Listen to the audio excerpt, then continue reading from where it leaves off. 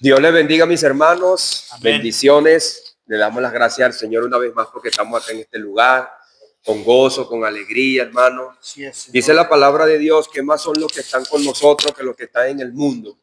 Dios es bueno.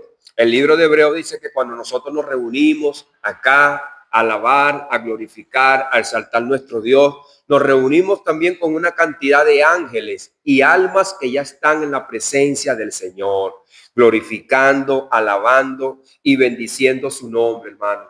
Por eso que debemos estar agradecidos que el Señor nos ha llamado para que ahora sirvamos a las filas del ejército celestial.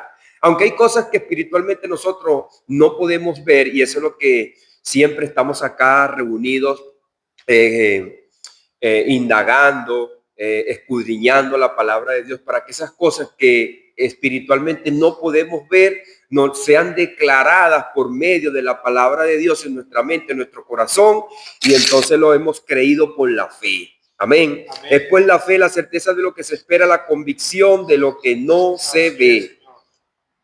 Por eso, hermano, que estamos acá en este trimestre, Cristo, la imagen visible del Dios invisible. Desde el Antiguo Testamento, Dios se ha manifestado de una manera visible también a los hombres en diferentes ocasiones. En estas manifestaciones conocidas como la teofanía. ¿Han escuchado usted esta palabra? Teofanía. Son apariciones de Dios en forma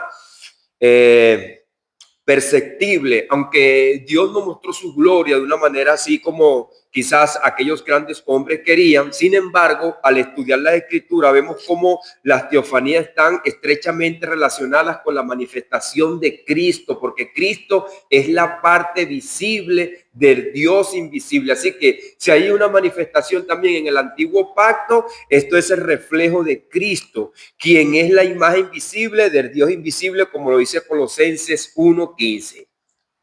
Vamos a analizar cómo Cristo se manifestó en el antiguo pacto y cómo esto cumple y cómo esto se cumple de una manera gloriosa en la encarnación y exaltación de nuestro Señor Jesucristo, que lo vemos en Juan capítulo número 1, verso 14, que dice que el verbo se hizo carne y vimos su gloria. Gloria como la unigénito Hijo del Padre. Ahora, cuando nosotros leemos el libro de Isaías, dice el Señor, yo no comparto mi gloria con nadie. Entonces, como dice Juan, que vimos la gloria de Dios en Cristo, porque Él no comparte esa gloria con nadie, por lo cual Él es Dios. Amén. Pero vamos a ver un capítulo muy importante, capítulo número 7 de Daniel y su cumplimiento en el libro de los Hechos, capítulo número 1, para así, hermanos, tener en la mente una imagen más reflejada, más detallada, que el mismo Señor Jesucristo la denominó como el Hijo del Hombre. Y así Él se identificó. Se identifica con el profeta Daniel, con este poderoso mensaje que está en el capítulo número 7, donde encontramos 4 bestias que ya la había visto Nabucodonosor en el capítulo número 2. 4 bestias la había visto en metales, pero entonces Daniel ve 4 bestias animales que representan las mezclas de las diferentes culturas relacionadas con el pecado y el carácter bestial que está en el mundo, que emana desde la misma humanidad y luego gobierna las naciones. Es decir, que de la misma muchedumbre que representan las aguas, la gente, de ahí se escogen los gobernantes que rigen las naciones con un carácter bestial, pero que Nabucodonosor los vio como unos poderosos metales que eran oro, después plata, bronce y hierro, y llegando al barro, la degradación moral de la humanidad. Y leemos así en el poderoso nombre de Jesús, nombre que es sobre todo nombre. Profecía de Daniel capítulo 7. Vamos a leer el verso 13 y verso 14. La visión del Hijo del Hombre. Y dice así la palabra de Dios escrita por un escriba, porque quizás Daniel dejó esto escrito, porque sabe que las escrituras también las traspasaban. Dice, miraba yo en la visión de noche y he aquí con las nubes del cielo venía uno como un hijo de hombre que vino hasta el anciano de día y le hicieron acercarse delante de él y le fue dado dominio, gloria y reino, para que todos los pueblos, naciones y lenguas le sirvieran. Su dominio es dominio eterno, que nunca pasará, y su reino uno que no será destruido. O sea, que Jesucristo viene a rescatar lo que Adán perdió en el huerto del Edén, el dominio, la gloria, el reino perdido en el huerto del Edén, viene a rescatarlo nuestro Señor Jesucristo.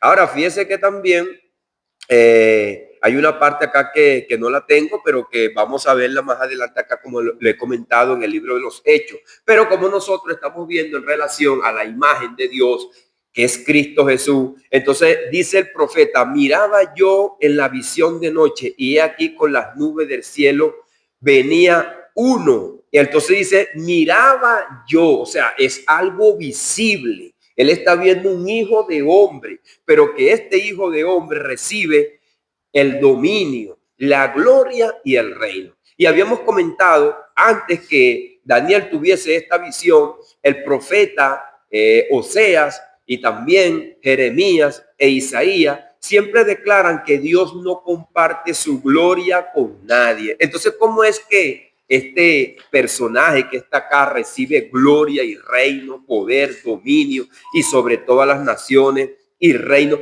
Dice, para que todos los pueblos, naciones le sirvan y lenguas. Entonces, este es Dios. Y dice, su dominio es dominio eterno, no es un dominio por unos días, por un tiempo, por tiempo prolongado, hasta cierto modo. No, es un dominio eterno. Y luego dice que nunca pasará. Y dice, y su reino uno que no será destruido. ¿Por qué? Porque Babilonia estaba reinando y luego vinieron los medos y los persas y destruyeron ese reinado. Mataron hasta el nieto del rey. ¿Recuerdan Belsasar? Cuando estaba en aquel banquete y vino una mano, mene, mene, tecar, uparsin, tu reino es pesado, cortado y echado fuera. Y vinieron esa misma noche los medos y los persas, se metieron y tomaron el reino. Y luego vinieron los griegos y le quitaron el reino a los medos y los persas. Y luego vinieron los romanos y le quitaron el reino a los griegos. Pero este es un reino que viene de arriba, no va a ser traspasado por rey mundano, humano, y tampoco va a ser destruido por otro rey, ni tampoco este reino va a ser dado a otro reino. Eso tenemos que entenderlo.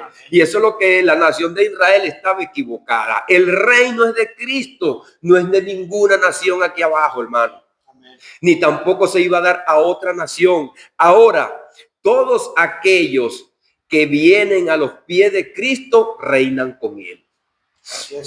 Y es por eso que ahora nosotros somos nación santa, pueblo adquirido por Dios, y somos reyes y sacerdotes. No es un reino mundano, es un reino espiritual para amarnos los unos a los otros. Y así ahora nosotros, hermano, como Daniel describe una figura divina como un hijo de hombre, a la cual el Señor, mi hermano, viene en una nube. Y él lo dice, viene en una nube. Miraba yo en la nación, en la visión de noche, y aquí con las nubes del cielo venía uno como un hijo de hombre. Ahora, cuando nosotros, hermanos, leemos Hechos capítulo número 1, vemos que el Señor, y habiendo dicho estas cosas, viéndolo ellos, fue alzado y recibido una nube que lo ocultó de sus ojos. Hechos capítulo número 1, verso 9, el cumplimiento de esta profecía maravillosa. Quizás ustedes pensarán que ese día los apóstoles, cuando vieron a Jesucristo irse al cielo, estaban pensando que delante de sus ojos estaba cumpliendo Daniel capítulo 7, verso 13. No, ellos estaban quizás, Señor, vas a restaurar el reino, Señor, te vas a ir, vamos a quedar solos, porque él le dice, ustedes no van a quedar solos, yo les voy a dejar el Espíritu Santo. Pero quizás los discípulos tenían muchas cosas en sus mentes. Hoy día nosotros que tenemos el Espíritu Santo, hermano, y que en nuestras casas, cómodos, en medio de quizás hasta del aire acondicionado, si hay calor, hoy día, hermano, tenemos la oportunidad de escudriñar las escrituras. No hemos dado de cuenta la maravillosa y poderosa palabra cumpliéndose, hermano. Y es que en Hechos capítulo número 1, verso 9, dice así, y habiendo dicho estas cosas, viéndolo ellos, fue alzado. Y dice, y le recibió una nube que le ocultó de sus ojos. Esto es la presencia de Dios. Ahora fíjense, ¿a dónde fue esa nube? ¿A dónde se lo llevó?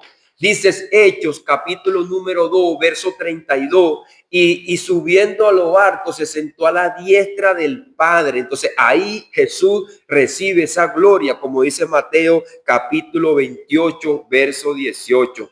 Toda potestad me es dada en el cielo y en la tierra. Por tanto, id y haced discípulos. Jesús asciende al cielo en una nube, cumpliendo la profecía de Daniel. Esto confirma que él es el Hijo de Dios, el Hijo del hombre glorificado que recibe toda potestad en el cielo y en la tierra. Es decir, que aunque estaba ahí el gobernante de los romanos, Jesús es el Rey de Reyes, es el Señor de señores, es que ha permitido, como se lo dijo él bien claro en la cara a Pilato. ¿Qué le dijo el Señor Jesucristo a Pilato? Tú estás aquí porque el reino te se ha dado desde arriba. Y ahí entonces él empezó a meditar. O sea, lo bajó de la nube. Como hay un dicho acá popular. ¿Recuerdan? Amén. Que cuando ven a una persona con una buena colonia, un buen carro, y dicen, bueno, este se siente como que está en una nube. Entonces viene otro con un carro más lujoso, con más dinero, entonces lo baja de la nube. Entonces, ¿qué hizo Jesucristo? Ninguna autoridad te fuese dada si no viniese de arriba. Entonces, el Señor Jesucristo le estaba dando a entender a Pilato que él se estaba sujetando a él porque hay uno más grande que él, quien le está dando la autoridad y es el que está permitiendo que él vaya y sea preso y vaya a la cruz, el Padre.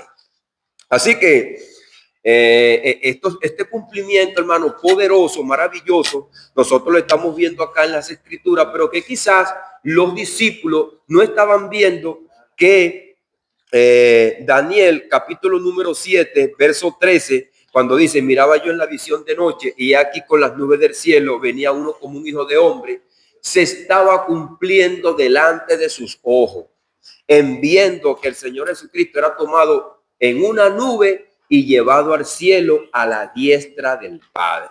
Profecía que entonces ya encontrábamos en las Escrituras. Amén. Amén. Dios le bendiga a nuestro hermano que viene llegando. Amén. Entonces, hermano, que estábamos hablando acerca de la imagen de Cristo y de las manifestaciones que nosotros encontramos, que mejor conocida como la teofanía. Y dice Éxodo capítulo número 3, versos 2 al 4. Y se le apareció el ángel de Jehová en una zarza de fuego, en medio de una zarza. Y él miró, en una llama de fuego, en una zarza. Y él miró y vio que la zarza ardía en el fuego y la zarza no se consumía. Entonces Moisés dijo, iré yo ahora y veré esta gran visión, porque a causa de la zarza no se quema. Viendo Jehová que él iba a verlo, llamó de en medio de la zarza y le dijo, Moisés, Moisés, y él respondió, heme aquí. Entonces fíjese que la palabra ángel, que es enviado, y que esta impresión, el ángel de Jehová, el enviado por el Señor, el enviado por Jehová, por él yo soy, muchas veces entonces se atribuye a Cristo, porque muchos de los que vieron este ángel o este enviado se arrodillaron y le dieron gloria y honra, reconociendo su grandeza y su poder.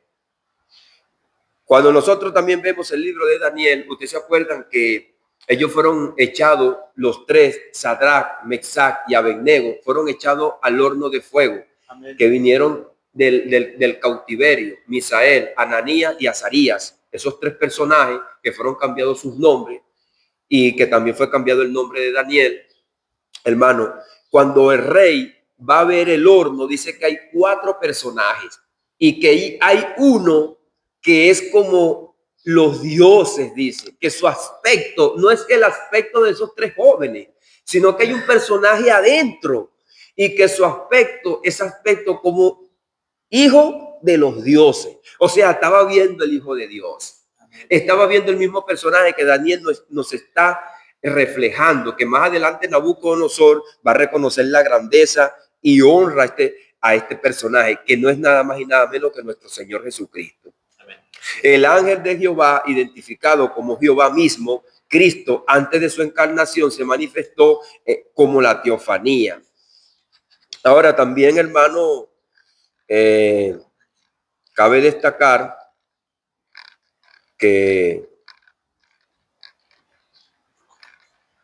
esta palabra, su origen, porque también estamos hablando acerca de esta palabra, la etimología y la raíz de la palabra teofanía proviene del griego teofaneia, que se compone de dos partes. Teos, que es Dios, y fanío, que es aparecer, o sea, la aparición de Dios. Creo que también nosotros veamos cómo los escritores construyeron pues esta palabra. Teos, que es Dios, y faneo, que es aparecer, manifestación, mostrar. O sea, Dios se mostró en el antiguo pacto también. Por lo tanto, la teofanía significa literalmente aparición o manifestación de Dios. Entonces, ¿cómo Dios se apareció y cómo Dios se manifestó? Ustedes recuerdan cuando nosotros leemos en la palabra que Moisés le daba un palazo a la peña, a la roca, y después el apóstol Pablo dice que esa roca botó agua y esa roca prefiguraba a Cristo. ¡Wow! Entonces, hermano, se imagina que también usted le diga que usted le dio un palazo a Cristo, que es la roca. Entonces no es fácil, pues, hermano, a veces comprender, entender a Dios, porque Dios es bueno y maravilloso. Amén. Bueno, estoy quitando esto acá porque se le acabó la batería a este micrófono, entonces el celular captará la voz por medio de acá. ¿Tiene batería ese?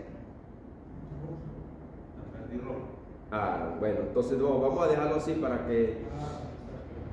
bueno, como estábamos hablando, hermano, que Dios apareció también en el antiguo pacto, en el Antiguo Testamento, y conocemos esto como la teofanía, y que en el nuevo pacto, cuando Juan escribe y vimos su gloria como gloria, el unigénito Hijo del Padre, los profetas dicen que Dios no comparte su gloria con nadie. Así que Cristo es Dios, porque Dios no comparte su gloria con nadie.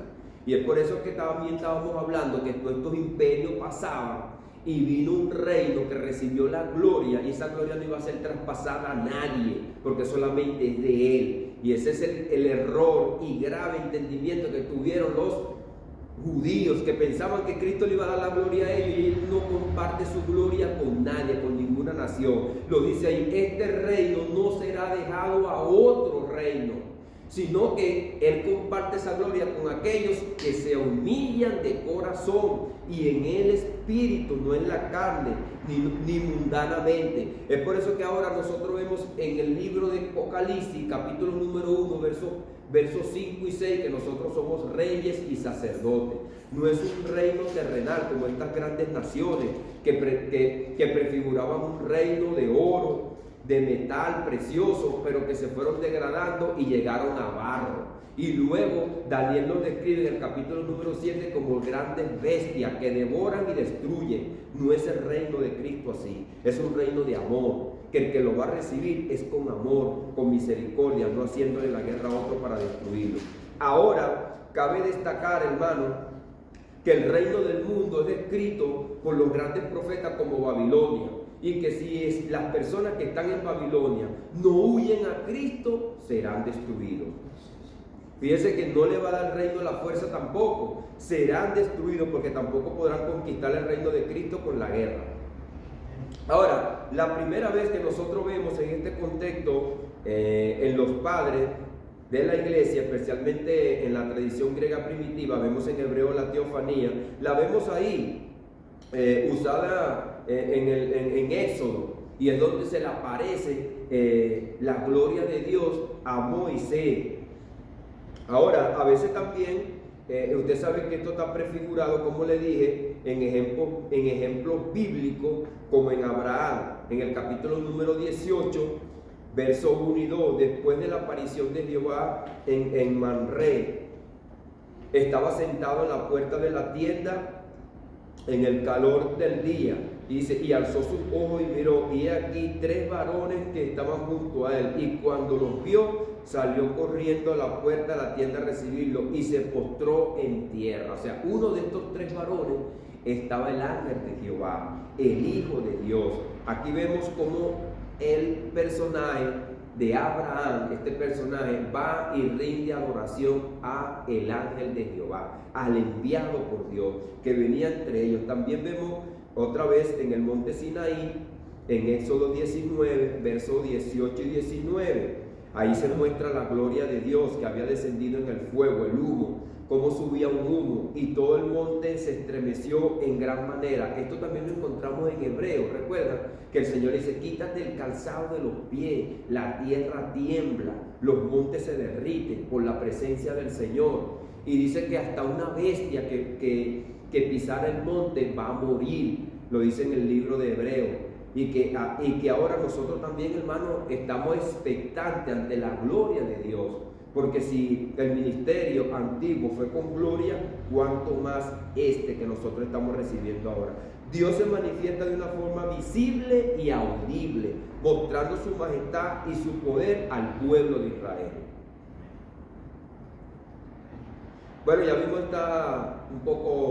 esta parte de la etimología de la palabra, la teofanía, y habíamos quedado acá en el punto B y habíamos visto la parte número 2 en el antiguo pacto, la zarza ardiente en Éxodo capítulo 3, versos 2 y 4, donde la zarza no se consumía. Ahora vamos a ver una historia también muy peculiar, que nosotros la conocemos. Jacob lucha con el ángel de Jehová, ¿recuerdan? Es importante también ver cómo la manifestación de nuestro Señor Jesucristo en el antiguo pacto.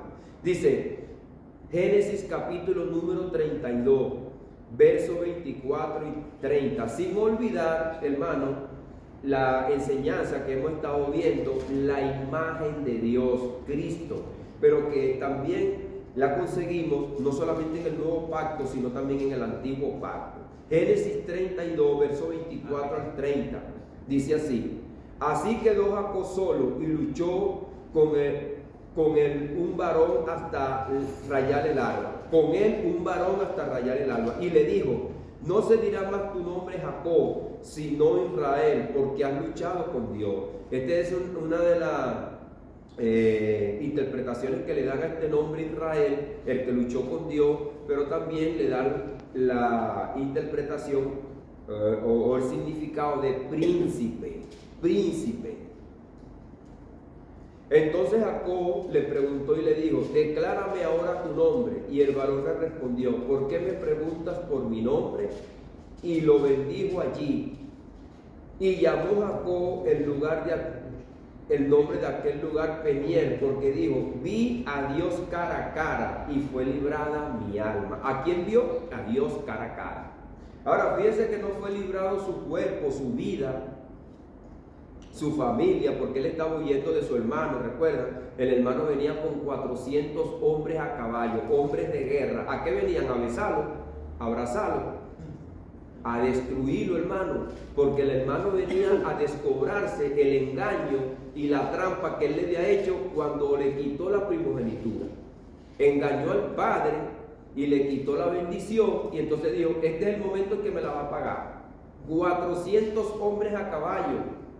Pero entonces, hermano, ¿a quién acudió Jacob para que él fuera librado de su hermano? A Dios.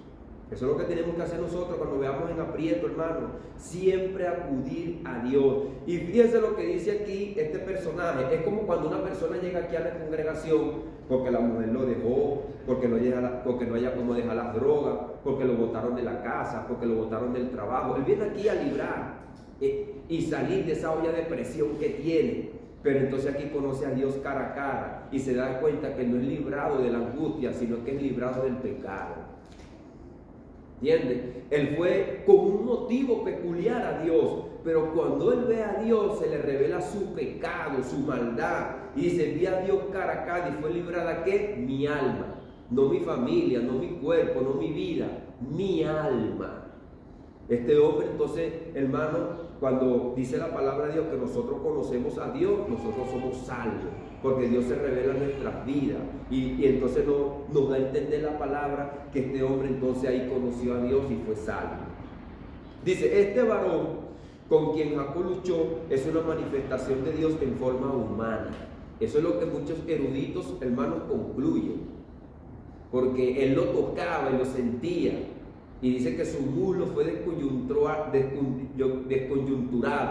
para que este forcejeo entonces no se llevara más, porque ya estaba rayando el alma y tenía que bendecirlo. Jacob reconoce que ha visto a Dios cara a cara, lo que apunta a la presencia de Cristo como la manifestación visible de Dios. Es que Dios, hermano, espiritualmente no puede hacerse visible, porque nosotros quedaríamos sin espacio. Dios lo abarca todo. Entonces Dios se hace un cuerpo para que nosotros lo veamos, hermano. Dios tiene un cuerpo. Bueno, yo digo se hace, porque Dios siempre ha sido eterno. Quizás nosotros tenemos esa mente, pero no sabemos. Es un misterio si Dios existió toda su existencia, hermano. Esto es un pensamiento que tienen muchos eruditos. Dios siempre ha sido espíritu, siempre existió por la eternidad, pero muchos concluyen, que no lo dice la Biblia, es algo, hermano, humano, que se nos viene a la mente. Pues yo siempre le digo esto, que uno no puede enseñar una cosa que no lo diga la Biblia. Hay personas que concluyen, bueno, que quizás Dios se hizo un cuerpo para que también las criaturas que iban a estar con Él lo vieran. Entonces, es un misterio, pues. Eso lo vamos a nosotros entender cuando veamos a Dios cara a cara, cuando estemos con Él. Porque en el Espíritu Dios se nos va a revelar cuando nosotros estemos con ellos, y vamos a ver, bueno, Dios ha sido así eterno de toda la eternidad. Siempre ha estado con ese aspecto.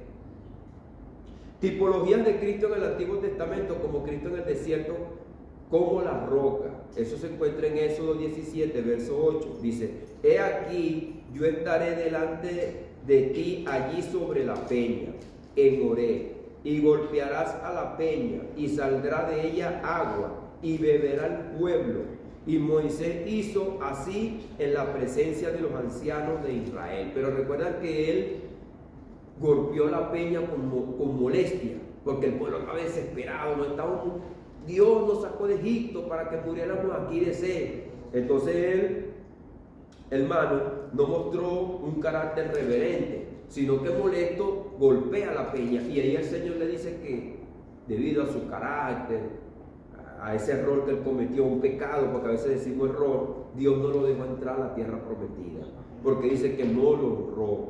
Y dice el apóstol Pablo en 1 Corintios capítulo número 10 verso 4, dice, y todos bebieron de la misma bebida espiritual, porque bebían de la roca espiritual que les seguía, y la roca es Cristo, era Cristo.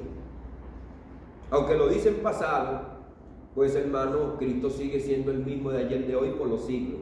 Pero la peña golpeada por Moisés simbolizaba a Cristo, quien fue herido por nuestras transgresiones y de quien fluye el agua de vida. Fíjense que Cristo entonces, hermano, viene siendo atacado hasta en el antiguo pacto, porque Moisés, en vez de hablarle a la peña, lo que hizo fue golpearla. El hombre, hermano, refleja su carácter como lo reflejó en la cruz del Calvario, colocándole los clavos a Jesús en la cruz sin importar el sufrimiento. ¿Cuántos de nosotros, hermanos, no llegamos desesperados muchas veces, angustiados, quejándonos delante de la presencia del Señor porque estamos sufriendo? Y luego el Señor nos presenta el sacrificio de Cristo en la cruz del Calvario, y muchas veces estamos quejándonos porque el aire está mal y estamos pasando calor, o porque el vehículo no arranca, y estamos quejándonos porque de repente el banco me quitó una plata y entonces estamos molestos, pero si lo comparamos con lo que Cristo sufrió, no es nada, hermano, es pasajero. Y entonces debemos muchas veces reflexionar de que nosotros no estamos sufriendo lo que sufrió Cristo. Ahora, Cristo sufrió un embate fuerte, duro, que nadie lo podía sufrir. Y es que Dios derramó la ira por causa del pecado de toda la humanidad en Él. Nadie, hermano, podía sufrir eso. Nadie. No son los clavos, no es la cruz, no fueron los látigos que preocupaban a Cristo, no. Cristo no estaba preocupado mucho por eso. Cristo estaba preocupado por la ira de Dios que se le iba a derramar. Una cosa horrible, lo dice la Biblia. Lo dice el libro de Hebreos. Qué horrenda cosa es caer en las manos del Dios vivo. Ahí iba Cristo, hermano. Cuando Cristo se arrodilla en el Getsemaní y le dice que lo libre de esa copa, no estaba pidiendo que lo librara de los clavos, sino de la ira del Padre, que tiene que ser derramada en nosotros, pero que va a ser derramada en Él para que nosotros no la suframos. Ahora, todos aquellos que no acepten a Cristo, lamentablemente, hermano, van a sufrir esta ira. Y si Cristo estaba angustiado, desesperado, que es el Todopoderoso, para librarse de esta ira, dígame un ser humano, hermano, que no es todopoderoso. ¿Cuánto sufrirán las almas, hermano, en la condenación eterna? Usted sabe recibir la ira de Dios, nosotros que ni siquiera somos como una hormiga delante de Dios. Esto va a ser horrible, hermano. Es por eso que nosotros, cuando entendemos la obra que hizo Cristo en la cruz del Calvario y lo que Él sufrió por nosotros, a muchos de nosotros nos contristamos y lloramos, porque eso es lo que merecíamos nosotros. No es que seamos sentimentalistas o no, hermano, nos comportamos como niños al ver la magnitud de lo horrible que íbamos a recibir y que lo recibió Cristo por nosotros. Y eso se refleja en un gozo, en una alegría, en una alabanza, hermano, que sale del corazón en gratitud a Cristo por lo que hizo por nosotros. Ahora, fíjese que todo esto ahora que nosotros hemos visto, esta manifestación en el Antiguo Testamento como una tipología o como una visión que vio, porque son diferentes formas que puse yo, la que vio Daniel, una visión, la que simboliza y también la que es palpable, tocable, visible también por Jacob, se hace una verdad. Ya se hace visible. En Juan capítulo número 1, vamos a ver el verso 1 y el verso 14. En el principio era el verbo, y el verbo era con Dios, y el verbo era Dios.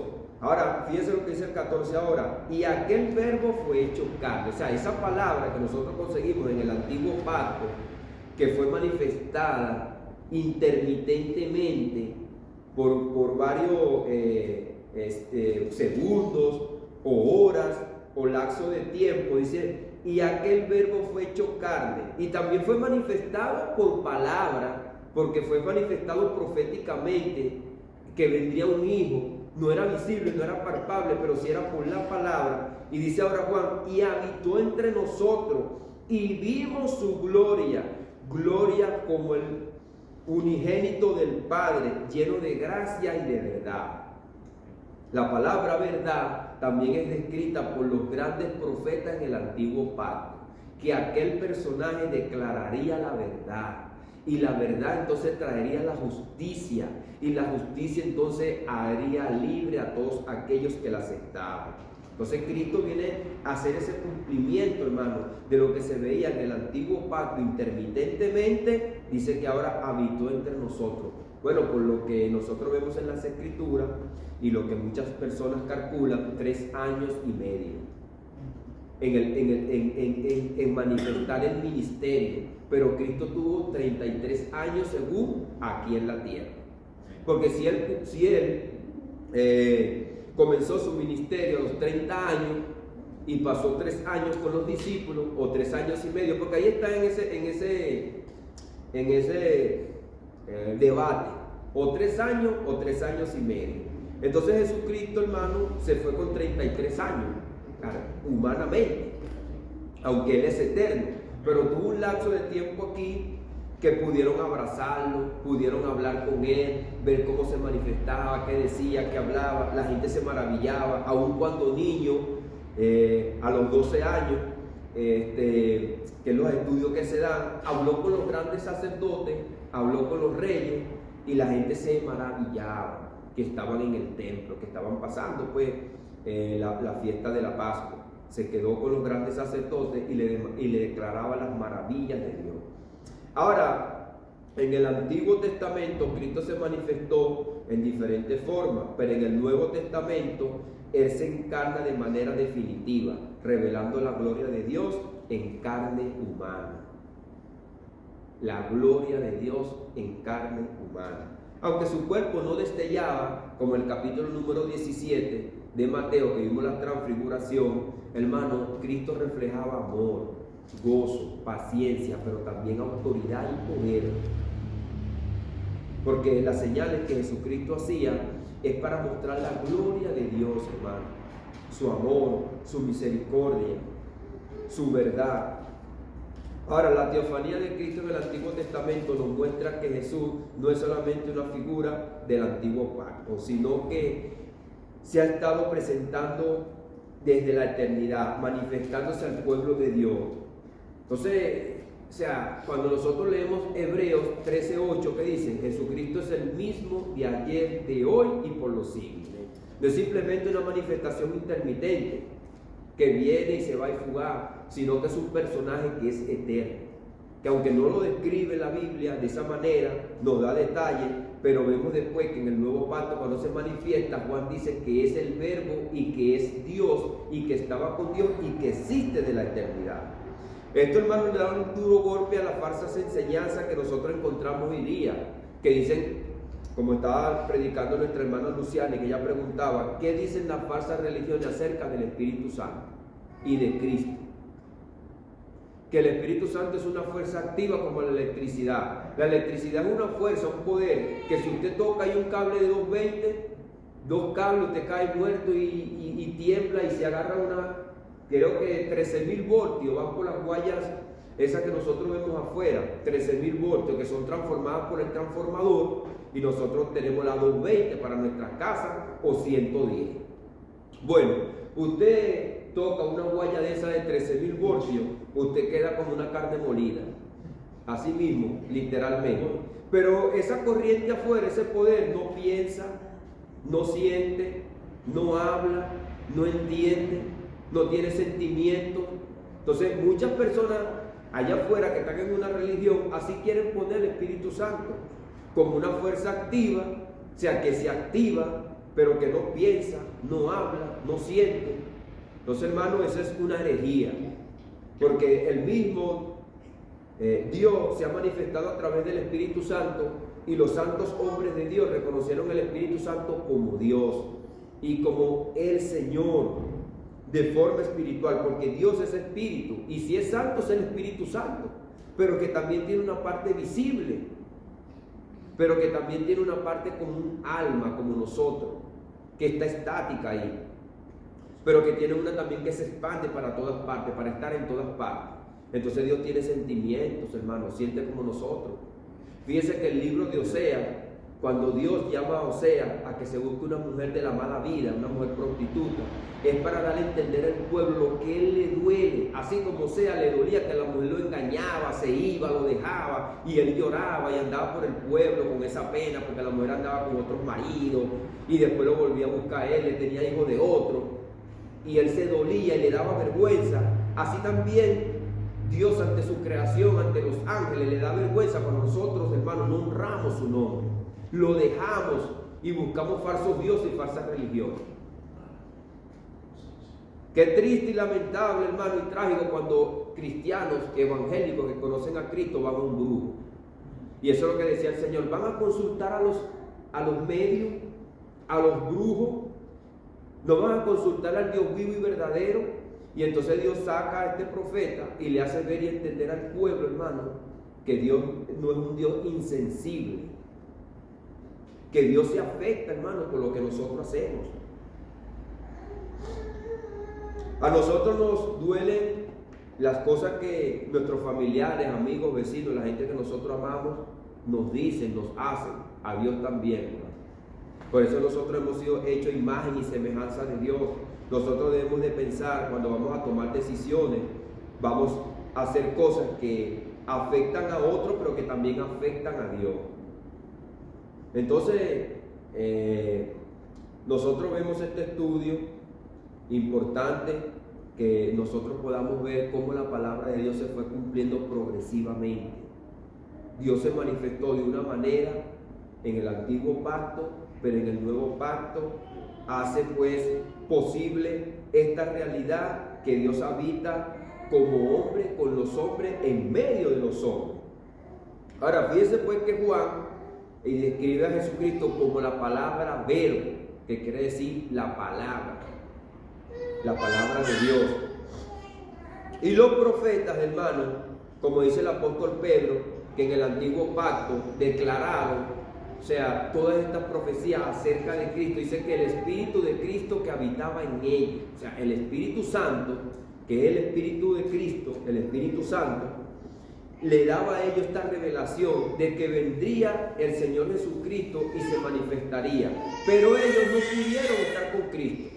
Simplemente hablaron, predicaron, pero también querían ver al Maestro, pero no pudieron porque no para ellos era dada esa palabra, sino para los apóstoles que recibieron a Cristo.